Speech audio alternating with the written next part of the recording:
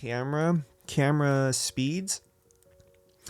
What is going on, friends? We are back with a brand new video. Today we are talking about another piece of gear, right? Go figure.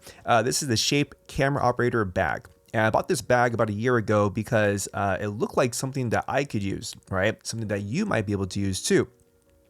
And these are one of two scenarios. Number one is if you do a lot of travel gigs where you don't want to bring a ton of cases, right? Even if it's like 2 Pelican cases, which is pretty standard or average for a majority of us out there that are doing travel work, right? But let's say you're in a situation where you're doing, it's a road trip, you're not flying, and you want to be able to pack as much as possible, but in maybe like 1 or 2 bags. And that's where the Shape camera operator bag comes into play. Number two is, say you're doing a lot of news, E&G, broadcast, live event, maybe run and gun doc stuff, where again, you don't want to bring even a Pelican case, right? You don't want to like wheel something around, which is still very handy to have. But maybe a bag, a large bag where you can put it over your shoulder or hold it in your hand, and it has enough space where you can put batteries, whether that be batteries for your monitor, batteries for your camera, could be, you know, AAA batteries, stuff where you need to be able to switch out the power source for your lavalier mics or your shotgun mics, whatever the case may be. Now let's get into the nitty gritty of, again, why you would want to buy the Shape camera operator bag. So there's multiple zippers all around the camera bag. You have 2 in the front, a smaller one, and the one behind it, which is a larger pouch. You have large zippers on the left and right side, and both sides also come with Velcro. And the Velcro is used to attach the 3 pouches that come with the camera operator bag. Also, a very nice thing to have, right? You don't have to buy additional pouches, which some brands, again, they will be named nameless, tend to ask you to buy the extra pouches. One of the pouches comes with pen slots, so you can put in like Sharpies, you can put in markers, pencils, pens, things like that, and it Velcros to the side of either the left side or the right side of the bag. Another pouch, which I actually use separate from the camera operator bag, just because sometimes it can get a little bit too big depending on what I need to bring for a specific project. But essentially, it is a cable management bag. So it has 2 zippers, one that gives you a front side and one that gives you a back side.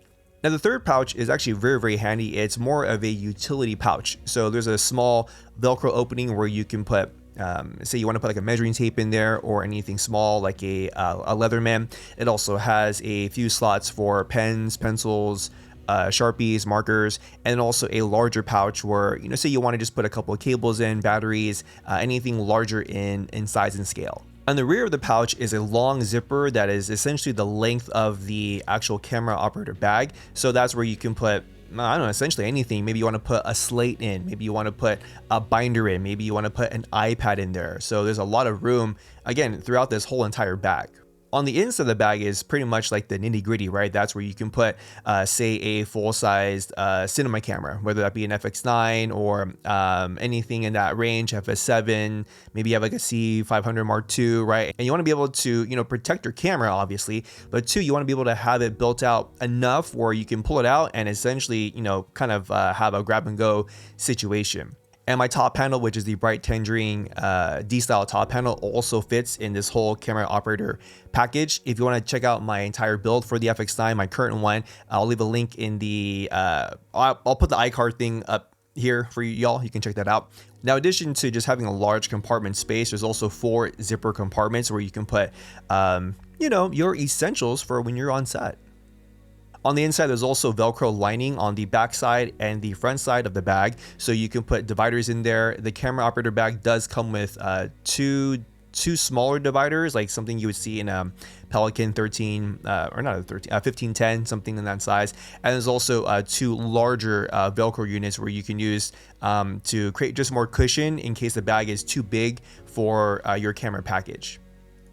Actually, I don't even know how much this thing costs anymore. I think when I bought it, it was like 200 something. I recently saw B&H was, you know, B&H does those like deal zone things. It was like $189 the other day, but let's see. This is all real time, folks. This is how you know when you're a real YouTuber. When you know what I mean? Like you gotta look stuff up. You know what I'm saying? Okay, so anyways. Holiday savings right now. If you go on B&H, this bag is $224. You can get the camera bag divider kit, which is $29. I don't even know if I bought that. I think it came with it when I bought it. So I don't know. Maybe they're trying to upsell you guys on that kind of stuff. And beyond that, I think the last point to point out is it does have a shoulder strap, so you can easily sling it over your shoulder while you're carrying maybe your tripod, or you have a gimbal or whatever it is in your other hand. The bag does not have any wheels, and the reason why I think that is because if you add wheels, typically they need to be sturdy enough, and if they're sturdy enough, that means that they're going to add more weight to the actual bag. And so for camera operator bags, even for old school news and ENG guys I've worked with in the past, a lot of times the bag's freaking heavy, man. I mean, like, the whole thing is built. They have like a cine servo lens on it and like a 150 watt V mount on it, or gold mount. So the bag gets pretty heavy, and having wheels would just add more, perhaps not unnecessary weight, but it would just add more weight where it would take away from the nimbleness of the camera operator bag. Short, simple video, but again, if you were looking for something like the shaped camera operator bag, but you were sort of on the fence, I hope that this video helped you guys out in making a more informed buying decision. If you like this video, please leave it a thumbs up. I would appreciate it. Please subscribe to the YouTube channel as always, just so you are notified of new content coming out. And remember, friends, every day you have an opportunity to create your experience and to write and tell your own story. My name is David Lee, and I'll catch you guys in the next video. Right. So we go there. Let's try to make a fucking boom. Oh, it is? That's not that. Oh, copy you. Sorry, my bad. Boom. There we go. Let's try that. Let's see what happens. We're just gonna roll on this. We're gonna reset it. Load. Go.